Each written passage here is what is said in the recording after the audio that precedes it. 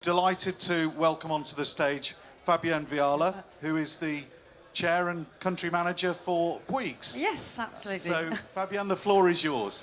Thank you very much, and hello and welcome. And as you just mentioned, I'm Fabienne Viala from Bouygues Construction, and I just want to take this opportunity to say that, you know, the Midlands is something in a region we really believe in. As a group, it's really important for us because we've got all our businesses, our construction businesses are working in the Midlands, be it Colas Rail or Link City and Bouygues Construction, and we're working on big projects which include, you know, MMA, the metro, and will help also deliver HS2, and we're doing lots of development and construction too. So we're really, really pleased to be here, and really pleased to talk about this really exciting topic about world-class development. And, you know, just before we start, I'd just take this opportunity to welcome the panel and introduce these sort of local leaders. I'm, you know, great and lots of talent, you know, in the region. And Chris Roberts, who's at the far end over there, and Chief Development Officer for Bruntwood. Lindsay McCorm, Central Area Chair for Leeds.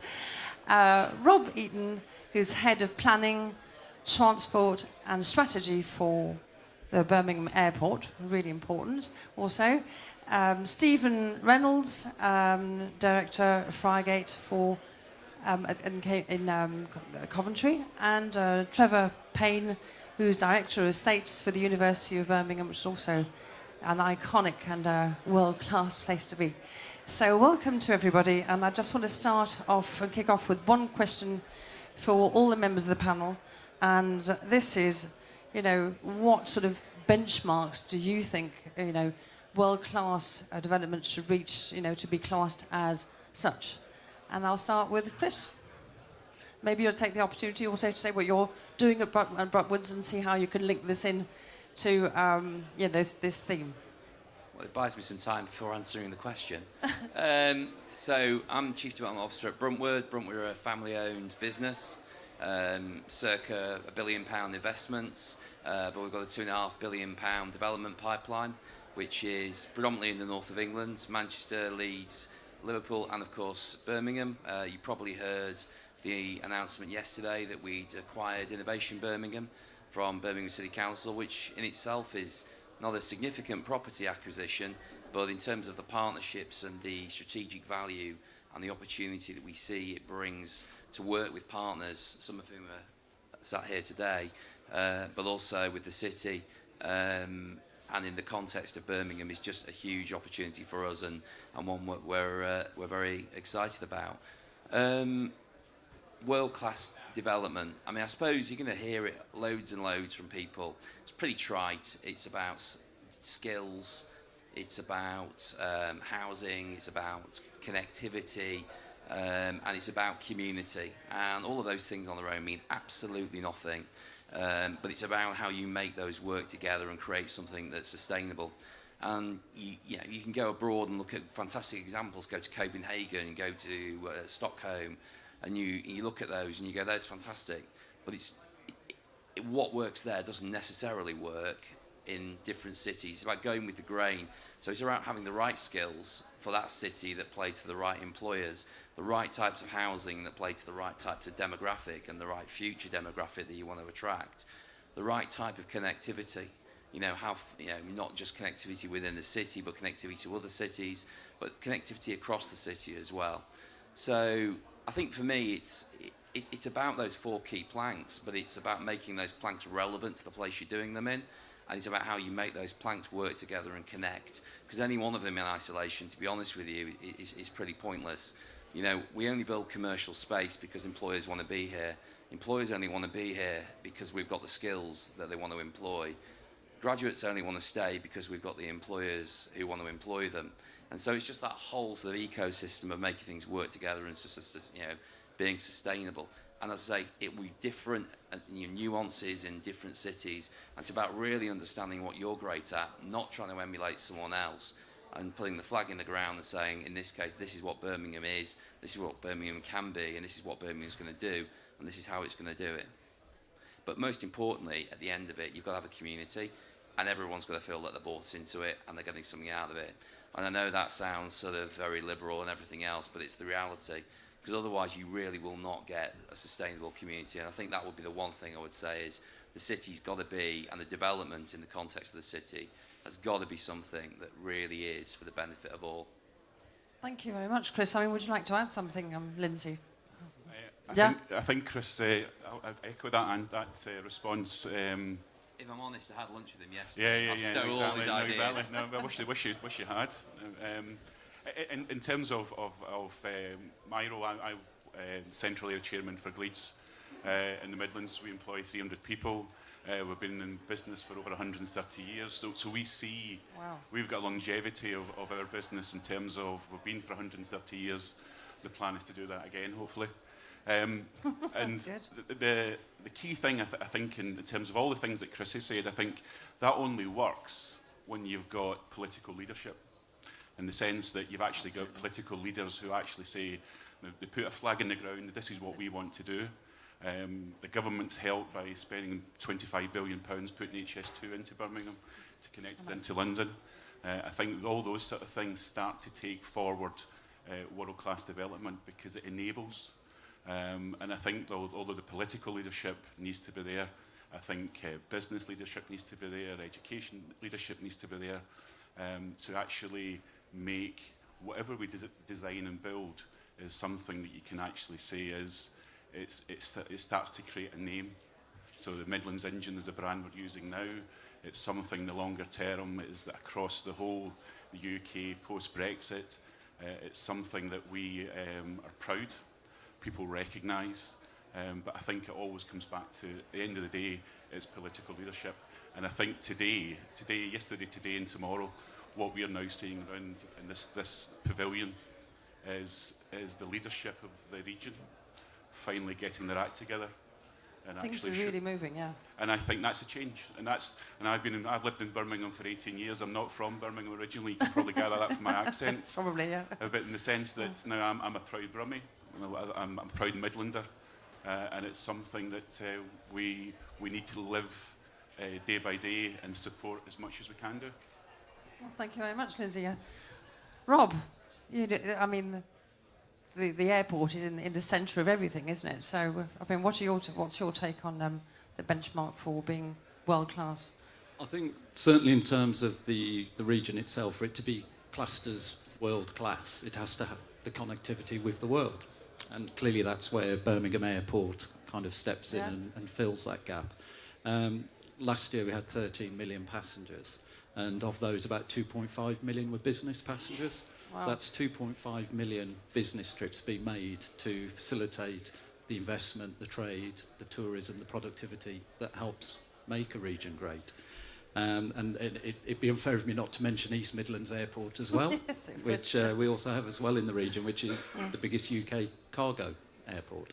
So I think certainly between us we provide that connectivity that you need to be a world-class region. Well, thanks. I'll get back to you in a bit. Stephen, I mean, you've got some huge development projects, particularly in Coventry. That's right. I'm Stephen Reynolds. I'm working for Frygate Developments. And we're working very closely with the council to deliver the 24 acres of land and master plan, which sits just in front of the station. It's a very important scheme. It's based around a master plan to reposition the city, to provide a new gateway to the city, and to provide a new business community. World-class developments, I mean, you can only really judge them when you see them. I mean, we all know what makes a nice city, makes it work, the dynamics of it. But for me, it starts with placemaking. It starts with a good master plan, and it starts with a good team selection. You need to have the right people on board. It's not just about planning the urban fabric. Chris alluded earlier, it's about people as well. We've got to make that connection with the people of the city, because we need to provide something more than just nice-looking office buildings or nice-looking residential blocks.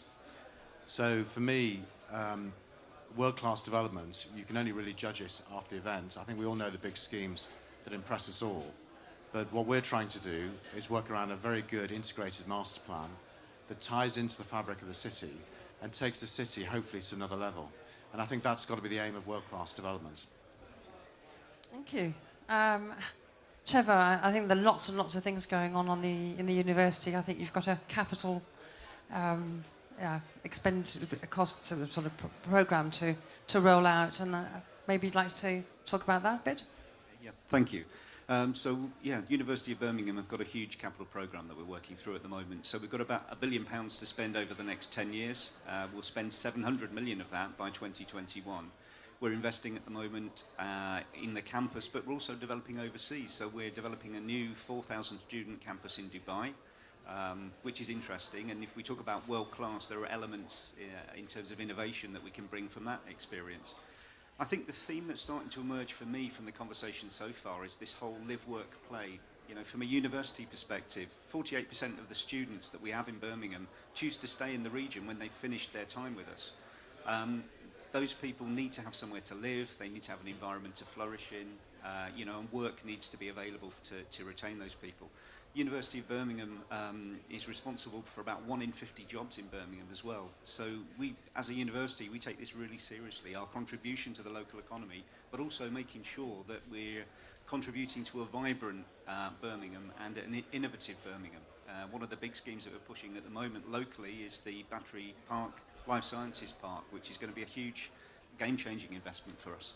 So lots and lots of things happening in the region, and I just wanted to go back to Rob, because this ties into all the things that are happening in the Midlands, and I just want to have your take on the airport and how things have evolved in the Midlands in the last sort of 10 years. I mean, things are really sort of are coming together.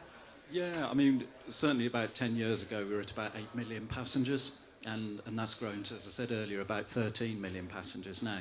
And that's primarily a result of the growth of the Midlands. Our growth goes hand in hand with the growth of the region. So, I could have reel off a list of things like HS2, the Commonwealth Games, Coventry City of Culture, you've got Rolls-Royce, JLR, you've got HSBC moving to the region, you've got the £11 billion of investment that was referred to yesterday by Sir John Peace.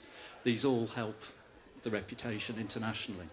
And that's reflected in the fact that we can attract the airlines, we can attract the Qatars, the Emirates. The BA has come back last year for the first time in 10 years because of the growth of the region. And that in itself encourages more growth, which encourages our reputation to grow further. It is. Would somebody like to add anything about the evolution of the region? I just sort of tying on and sorry, yes. I think part of the growth is the history of the region is the growth of the motor car, and the region has grown up on the back of a very good road network.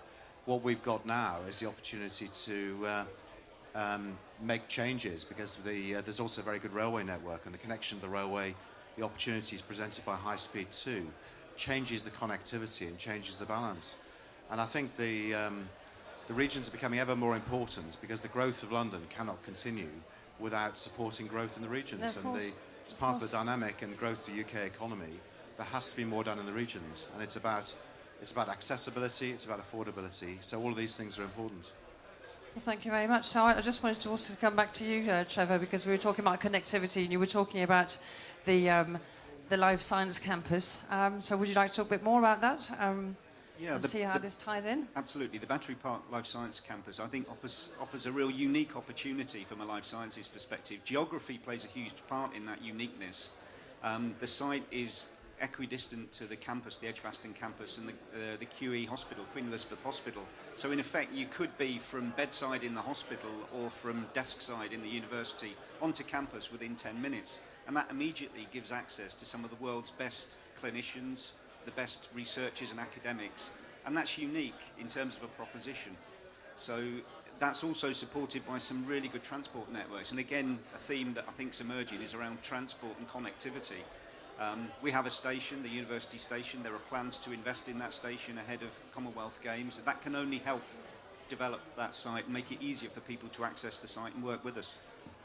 Well, that's true. So just sort of moving on, I mean, about investment, and I just want to ask Chris, what do you think are the investments that we should do sort of to drive us to you know, to build on the success of the Midlands and go towards this sort of world-class development sort of environment? Well, we've probably done transport not quite to death, but nearly to death. But I would just say HS2 is going to be amazing in terms of not just the connectivity to London, but how it opens up that entire side of Birmingham and the ability to really leverage growth and that sort of mixed-use growth, that live-work-play that we've talked about. I read an interesting article a few weeks ago that said that our housing crisis was 50% about housing and 50% about transport.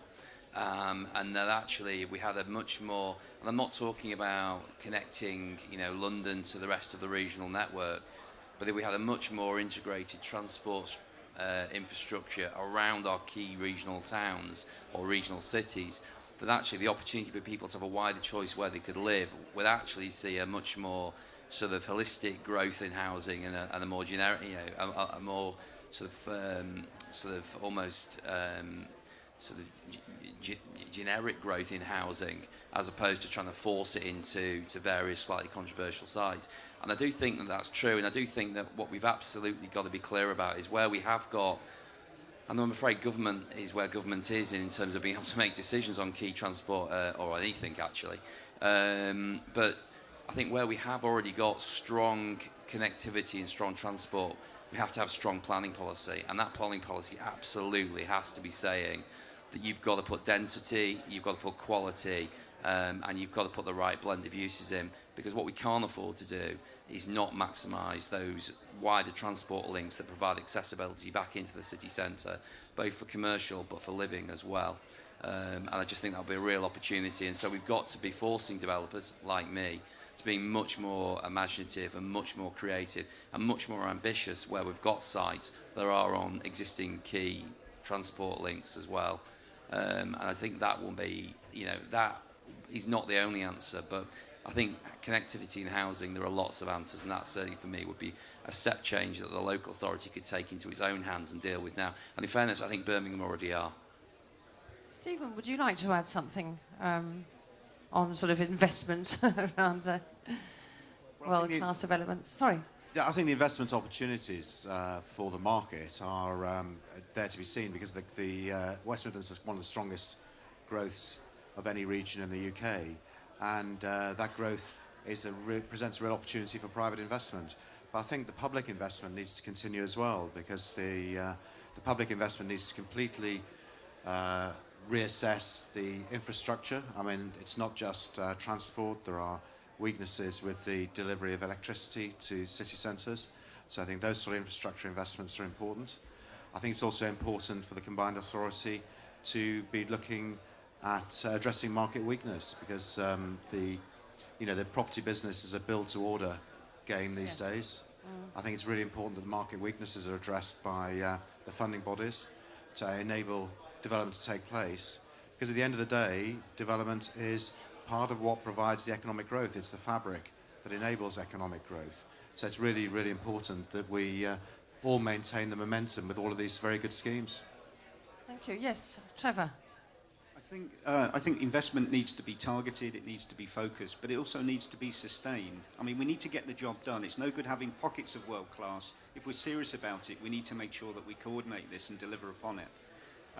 I think there does need to be investment in the whole smart city agenda. I mean, if you talk about energy as an example, we need to be a bit more smart to make sure that we do link up those opportunities, and that involves including a whole range of different stakeholders with different risk profiles, different investment opportunities.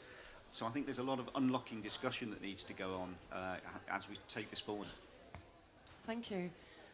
We've talked about investment in infrastructure and mixed use and regeneration, but I mean, if we want to have a world class sort of community, we need to have the talents and the skills. And I just wanted to ask Lindsay what Leeds was doing. I think you've got a programme towards that. That particular subject is a massive focus of our business, and it's something. In terms of world-class development, only happens with world-class development, delivery of that development. And I think that's the worry I have as a consultant working for for clients like Chris, is that where things have now moved forward, we're now getting, there's now activity, there's now momentum happening on development. The worry I have is that the construction industry in its widest sense, whether that's professionals, consultants, whether that's main contractors, whether that's subcontractors or suppliers, I think because of what's happened in the last 10 years with the recession, we haven't trained enough people. There is something that we have started to try and do is look forward 10, 15, 20 years, is how do we recruit people into our industry? Now, construction historically in the UK has always been an industry which is people have avoided. You fall into construction, you don't choose it as a career. You don't choose it, because of historical things. Now, we used to regularly kill people in construction sites. Now, those sort of things are no longer acceptable. You have to bring people into the industry. The thing that I think there's a real problem is actually making construction sexy. It makes people actually an attractive place to work and have a career in. You know, I think with the developments we've been showcasing here for the last, over the next 2 or 3 days, is that you now have real attractiveness now. Whatever the developments are, people want to. We can see that's affecting their day-to-day life.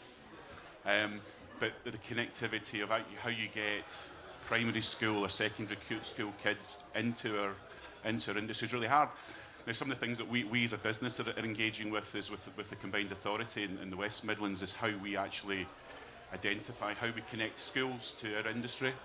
And it's something I would like to address to the people in the audience today, our contractors and our professionals, is that Leeds can do our own thing in terms of what we want, but we will only work properly when we actually join up, I think, the supply side from contractors, consultants, professional institutions, working with universities to actually say is how do we get the kids in at 10, 12, 13, 14, whatever, train them, because we're all paying we're paying a training levy, the government's taking an apprenticeship levy, and if we don't use it, we lose it. And it's all those sort of things, is that I think I talked about leadership earlier on. Leadership can actually say is, here's what we want to do. How that's actually converted is by organisations who are employing people. We make a stand. We actually say is we're going to employ 100 project managers over the next 3 years. How are we going to get those people into the industry? How we're going to train them? What professional standards? And that sort of thing, I think, is the challenge to everyone in the audience here, is that we have to start thinking like that, because development's happening now. Yeah, and if we don't have those skills, now either development won't happen, or the cost will be a lot higher than your appraisal, and those sort of things don't work.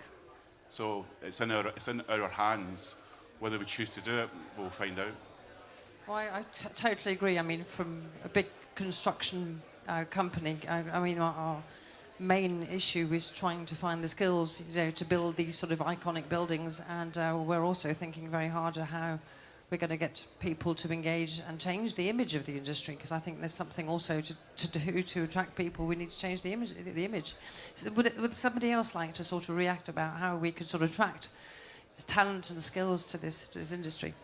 Trevor? So from a university perspective, at a sort of construction level, with the money that we're spending a lot of that through the Construction West Midlands framework, so we're locked into some social value there. So for every £1 million that we spend, that turns into an investment into apprenticeships.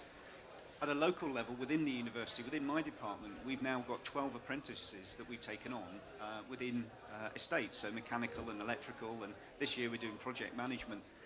And I think as a big employer, we have to contribute, we have to focus, and we have to grow our own. And I know from experience in the past that some of those guys will stay with us, some of them will move on.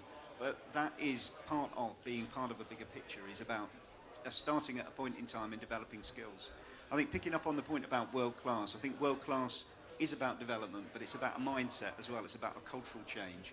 And if you're going to be world class, you absolutely have to be consistent. You can't be world class on a Monday and not on a Thursday. So some of that is about the way we do business, some of it's about the buildings that we operate from, and it's about the people that we employ. Yes, Chris. Sorry. Yes, of course. Sorry. In the sense that each individual organisation does what Trevor's talked about. We all do it.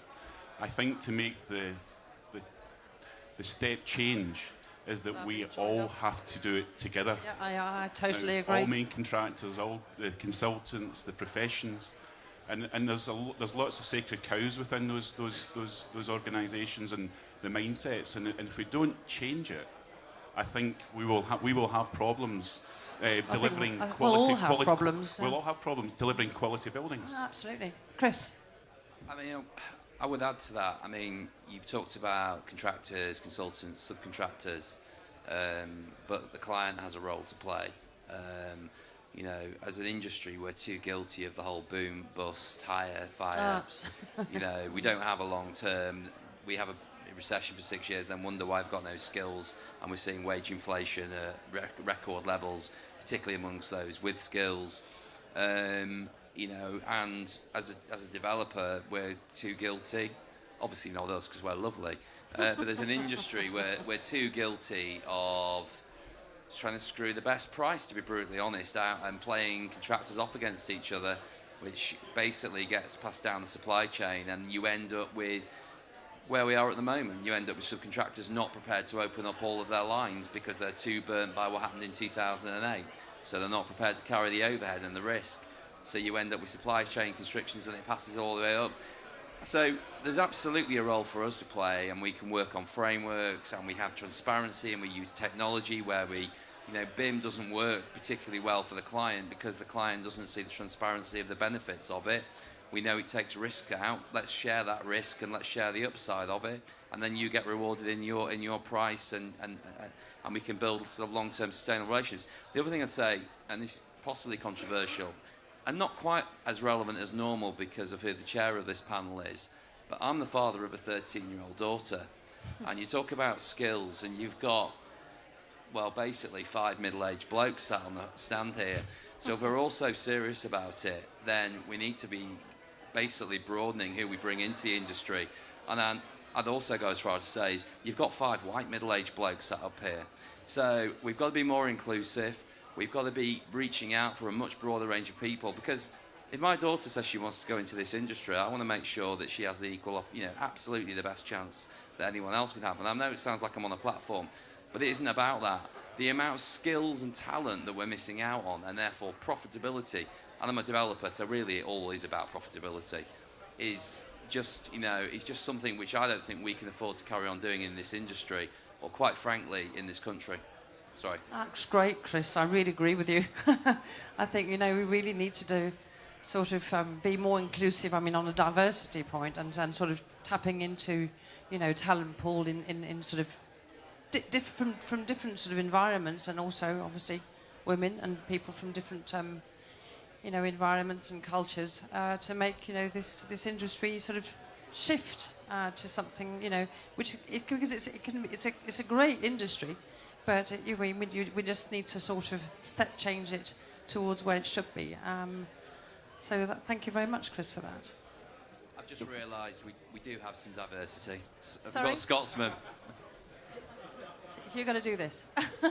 Okay, moving on to a question that I'd like to ask you all, and that is about, we're going back to, because I think we've sort of strayed away from where we was supposed to be, what we're supposed to be talking about, which was world-class development. And I just wanted to ask all of you a question about what are the factors that make a memorable landscape? And maybe I'll start with you, Trevor. I think it has to look right, it has to feel like, but it has to function as well. So, I mean, some of the experience I've had recently working out in Dubai has given me a different insight. But actually, also some of the experience that I had when I worked in London for 10 years, particularly in the run-up to the 2012 games and post-games in the legacy period of time. It's understanding about that contribution, that investment, and making sure you get every ounce of value out of every pound that's spent. Stephen. Well, what makes a good landscape? I mean, the urban landscape is completely different to the natural landscape, of course, because the urban landscape is a framed landscape. It needs to be framed by the buildings. And what makes it interesting are the people that pass through the landscape in an urban environment. And so for me, the most interesting urban landscapes have people front and centre. So you have active ground floor uses on the buildings. You've got points of interest where people walk to. You've got a sense of direction as you pass through the spaces. It's all about that placemaking ambition that we all have, and to provide people with a sort of sense of a journey as they move through the different spaces and different parts of the city. Thank you very much, Stephen. Rob? Kind of not dissimilar really to what's been said. Certainly in terms of built development, Birmingham Airport, we could have the best looking, biggest terminal in the world. But if the passenger experience is poor travelling through that building, passengers won't fly from Birmingham. So you could look at Singapore Changi, which is regularly voted the world's best airport. And that's primarily down to the amount they've invested in the customer experience. They've got a 130-foot waterfall in the terminal. They've got forests being built in the terminal. They don't need that for capacity. It's part of the customer experience. And that's certainly Birmingham Airport going forward. A big part of our capital programme is exactly that, improving the customer experience. And certainly those who flew through the airport on Monday, they'll have seen the hoardings up around security and the works that we're doing to do that, to improve that experience. Are you going to be planting huge trees in the terminal? No, we're just doing a 200-foot waterfall just outside. No, Wow. we're not. I was looking forward to that. Lindsay? What would you like to add? From my perspective, I think it's design's design, but I think it's the use of buildings. I think it's been mentioned before. It's the use of buildings, not just for its intended use, it's supplementary uses. It's the things after the working day, how buildings evolve, how they repurpose over a 10 or 15 year period. And I think now things become. I think Brindley Place now in Birmingham. The redevelopment of Birmingham is taking a pace, but Brindley was the starter for 10, and it's been there since the early 1990s, and it's still a good place to go. I think that's because it's evolving. Okay. People who are using it are evolving. There's change of uses, and I think that's world class. Really important. World class design. Thank you. Chris? I mean, look, tastes change, architectural styles change, buildings change, technology changes. But I think that the key to a memorable landscape is one that works in a way that absolutely achieves what it was set out to do, and it makes it easy to achieve it. And I think for me, fundamentally, as the human race, we haven't changed or evolved very much over the years. The reality is what we want is a sense of community, whether we're living in a village in the middle of nowhere or we're living in an inner city area. And I think it's all very much the same themes, but it's a place that allows community and relationships, whatever they may be, whether it be friendship, professional, or whatever else, to flourish, is what makes a memorable landscape. Because actually, you might remember the buildings, but you remember the physical and the human connections much more than you ever will. That was a nice piece of glass or steel. Thank you, Chris. Would somebody else like to add something before we bring this panel to a close? No? All right. Well, I just wanted to thank you all very much for, your contribution. And I think, in conclusion, I think we all agree that world class is not just about architecture. Of course, it's about iconic sort of architecture, but not just that, pull addresses.